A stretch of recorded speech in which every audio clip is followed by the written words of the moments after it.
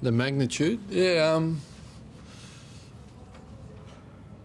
not particularly. Well, we haven't been playing great footy, although Geelong have been pretty good nick. We probably had enough opportunities to win that game, and Richmond, they haven't been great, but kick straight and you sort of snuff that game.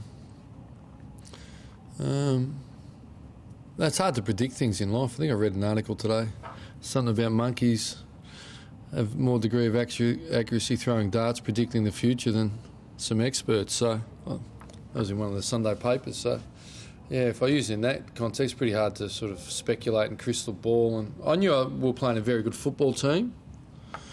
That competing fiercely, I knew that, but that's the expectation I have for the St Kilda football team. So you'd like to think when two equal forces meet, in the end, willpower and discipline and all those attributes that we talk about that make great teams comes to the fore, and clearly we wilted and very quickly, and they didn't. So,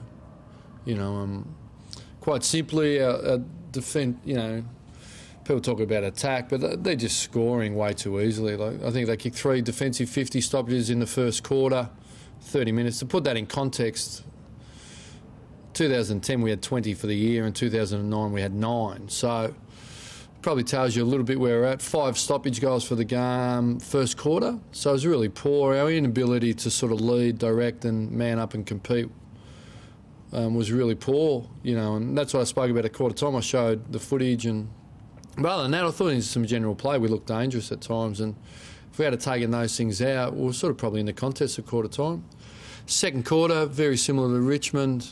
Our inability to defend at all. I mean, people talk about our defence and negativity, but the reality is they had 12 entries and kicked 8-2, and it was embarrassing. So nothing breaks the heart of a team more than an inability to either clear the ball from a stoppage if it goes the other way, and our defensive one-on-ones, ability to play on someone and defend and protect the corridor and all those things. It was embarrassing, really. So, and ultimately, it's a coaching issue, isn't it? So, myself and the coaching group, we've had things in place and basics done very well for a long period of time, but we're not adhering to any basics. So that broke the spirit of the team. And then at half-time, we spoke about, standing up on your own 2 feet. So we really held our forwards. It was one-on-one and there was no defensive support, and we saw how that looked. It didn't look very pretty at all. So I said, we didn't have a forward 50 tackle to 3-quarter time. And I said, we just set some simple objectives of let's try and get a forward 50 tackle, win some contested ball. And I thought our over handball, we've been talking about, introducing more run and carry, but it's probably gone against where the game's at. It's about using handball to create a kicker. We used handball to then run into the next wave of defence, so that was pretty abysmal as well. So there's not too many positives. And look, and it's not about milestones, but obviously on what is a great St Kilda player, and I'm really disappointed for Nick, and I'm disappointed for our supporters. I haven't heard the heartbreak as I've heard going onto the ground for a long period of time. I think this group's delivered in spades with effort, and our supporters walk away proud. But clearly as a coaching group and a player group, we've got to take responsibility for not delivering on some minimum expectations, So clearly something's going on. I'm not sure. We introduced 5 new players tonight, pretty much, or Stanley, Stephen, Schneider, Al Smith, debut, for some enthusiasm, but it's still not kicking in. So it's a multitude of issues I think I've covered as best I can, and we're all hurting, but, we've been under pressure before, and look, if it's a transition phase, that's what it is. This group's been the 5 prelims, 3 under me and 2 grand finals under me, and ultimately couldn't get through a prelim,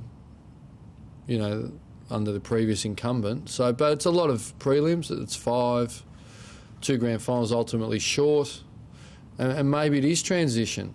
Maybe, I could easily pick, for honesty, Jason Blake, Andrew McWalter and Robert Eddy, and people say, well, why do you pick those players? And, well, on the back of their honesty and effort and discipline, we've been able to manufacture, I think, a lot of wins over couple of year period. So it'd be easy for me to pick those guys and elevate Robert off because they've been so honest and so combative and so disciplined, and they help create a complementary team where we all get to shine a little bit. But at the minute, without Baker and Blake, and there's a few playing without honesty and discipline and selflessness, and my job will be to sort it out with the match committee. Winmar, we're really keen to play, and Will Johnson's whacking away. So maybe it's a full transition. Maybe it is. Maybe everyone's been right. Maybe I've been in denial. Maybe we've climbed the mountain too many times, and we need to regenerate.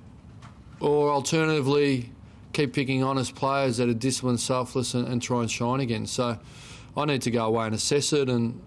But clearly, I can't defend the indefensible. That was indefensible tonight. Even though they're a very, very good football team, I thought there were stages we were non-competitive in our desire to run and compete. And, the shackles are off. We talk about winning the ball and attacking, so that's all garbage, to be honest. We had 30 shots the week before, couldn't defend. I think early we had just can't defend or compete. So, yeah.